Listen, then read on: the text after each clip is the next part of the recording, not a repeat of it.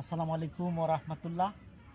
এই দেখুন, এই যে পুঁই শাকের গাছ উপরে উঠাই দিলাম। এই যে এগুলো কেটে কেটে খাইছে, এগুলো উপরে উঠে গেছে। এই যে দেখুন, এই যে পুল্লা পুল্লা ধুন্দল বলা হয় ঢাকাতে। এই যে এটা উঠাই দিলাম, একদম অর্গ্যানিক, কীটনাশক এবং রাসায়নিক সার ব্যতীত। ওই যে ওই পাশে আরও পুঁই শাক গাছ আছে, বেগুন গাছ লাগাইছে। এই যে পুল্লা গাছ ধুন্দল, খুব দারুণ, আলহামদুলিল্লাহ। এই যে কত মোটা মোটা হয়েছে, অল্প কিছু মাটি দিছে, জৈব সার, গোবর সার দিয়ে। দেখুন কত কত এরিয়া জোড়া এই মাচা করে দেওয়া আছে নেট দিয়ে। আপনিও চাষ করুন।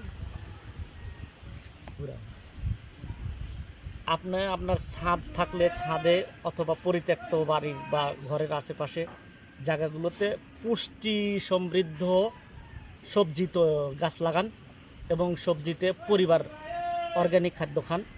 আশা করি আপনার চাহিদা পূরণ হবে এবং দেশের মধ্যে একটা ভূমিকা রাখতে পারবেন।